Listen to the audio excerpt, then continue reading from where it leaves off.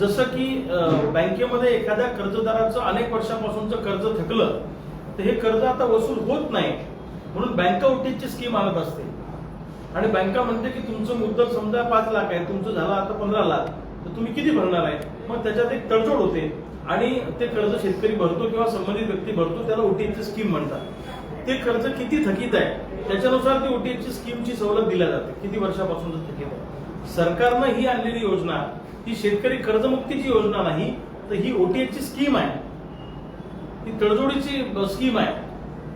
आता याच्यामध्ये सरकारने काय म्हटलंय, सरकारने असं म्हटलंय की 30/9/2021 रोजी अगर तत्पूर्वी एनपीए झालेली जी खाती आहेत त्यांना सरकार देणार 35% आणि उर्वरित रक्कम बँकेनं राईट ऑफ करायची आहे। दुसऱ्या बाजूला 1/10/21 ते 3/9/22 पर्यंत जे लोक थकीत झाले त्यांना सरकार देणार 45% आणि उरलेली जी रक्कम आहे एसएलबीसी सोबत मीटिंग करून आणि 2 लाखापेक्षा ज्यांची रक्कम जास्त आहे अशा शेतकऱ्यांना वरची रक्कम शेतकऱ्यांनी भरायची आहे, अशा पद्धतीचा आदेश सरकारने काढला।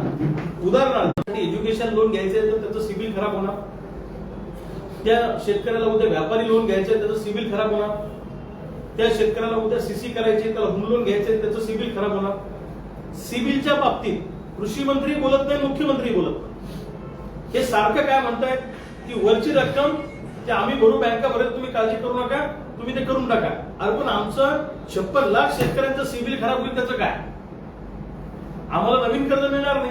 आता समजा मी शेतकरी आहे आणि मी जर समजा 1.5 लाख कर्ज आहे, 70 बँकेने 70,000 दिले, वरचे पैसे बँकेने राईट ऑफ केले आणि माझ्या मुलाला उद्या एज्युकेशन लोन मला घ्यायचं आहे, मला वरचे पैसे भरल्याशिवाय माझं सिबिल क्लिअर होत नाही। मला सरकारला आपल्या माध्यमातून विचारायचं आहे की एवढ्या शेतकऱ्यांचं सिबिल जे खराब होणार आहे याच्या संदर्भात सरकार काय निर्णय घेणार आहे, याचं उत्तर सरकारनं दिलं पाहिजे। याच्यावर कुणीच बोलायला तयार नाही। आमचं सिबिल आता कसं आहे की बँकांचे नियम फार कडक झालेले आहेत, ज्याचं सिबिल क्लिअर आहे त्यालाच लोन मिळणार, अवांतर लोन मिळणार। यांनी काय म्हटलंय, कृषी मंत्र्यांनी काल असं म्हटलंय, हे बघा की तुम्ही सरकार पैसे देणार, उरलेले पैसे बँका राईट ऑफ करणार, तुम्हाला नीलचं प्रमाणपत्र मिळणार आणि तुम्हाला नवीन पीक कर्ज मिळणार। अहो नवीन पीक कर्ज मिळेल पण एज्युकेशन लोन मिळेल का, व्यापारी लोन मिळेल का, होम लोन मिळेल का, इतर व्यावसायिक कर्ज आम्हाला मिळेल का? नाही मिळणार, कारण आमचं सिबिल खराब। मग एका बाजूला तुम्ही कर्जमाफीची भाषा करताय, कर्जमुक्तीची भाषा करताय, दिनदोर पिटून घेताय आणि 56 लाख शेतकऱ्यांचं सिबिल खराब करताय, याचं उत्तर कोण देणार? सरकारला आमचं सांगणं आहे, महाराष्ट्रातल्या एकाही शेतकऱ्याचं सिबिल खराब होता कामा नये, त्याची काय तरतूद करायची करा। तुम्ही रिझर्व्ह बँकेशी बोला, रिझर्व्ह बँकेकडून आदेश काढा, काय करायचं करा, पण महाराष्ट्रातल्या एकाही शेतकऱ्याचं सिबिल खराब झालं नाही पाहिजे याची काळजी सरकारनं घ्यावी, अशी सरकारला आमची विनंती आहे। आणि जर तुम्ही 2 लाखापर्यंतचं कर्ज माफ करणार होते तुम्ही ही ओटीएची स्कीम का आणली? तुम्ही असं म्हणायचं होतं की सरकार कर्जमाफी करणार नाही, ओटीएची स्कीम सरकार आणताय आणि ह्या स्कीम तर बँका पण आणत असतात। अशा स्कीम जे कर्ज वसूल होणार नाही त्या कर्जासाठी ओटीएची स्कीम बँका दरवर्षी नवीन नवीन स्कीम आणतात वेगळ्या वेगळ्या। मग तुम्ही काय वेगळं केलं?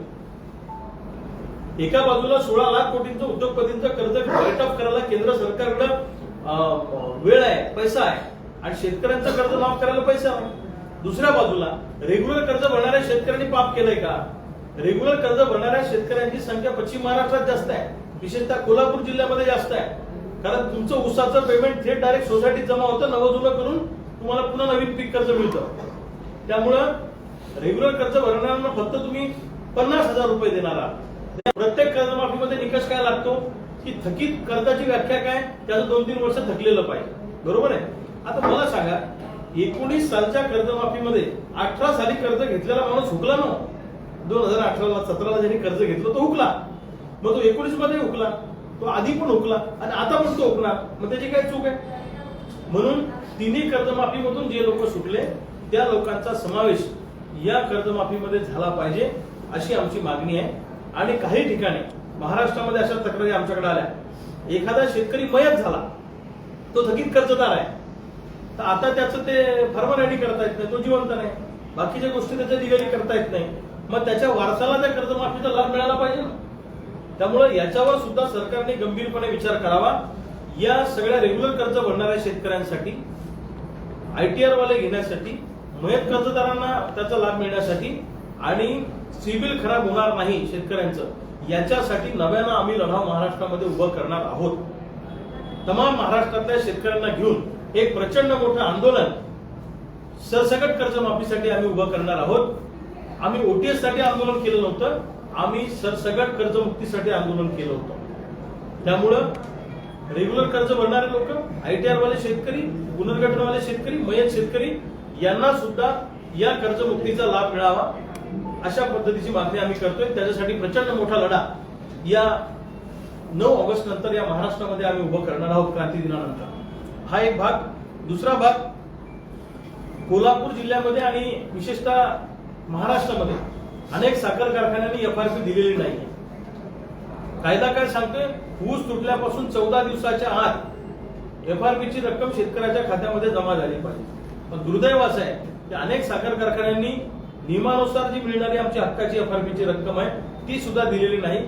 त्या साखर कारखान्यांवर सरकारने कठोर कारवाई केली पाहिजे अशी ऊस उत्पादक शेतकऱ्यांची मागणी आहे. आमची ती पण तीच मागणी आहे. त्यामुळं याच्या बाबतीत सरकारने गंभीरपणे विचार करावा. सरकार कारखानदारांच्या पाठीशी उभं राहत आहे, शेतकऱ्यांच्या बाजूने उभं राहत नाही.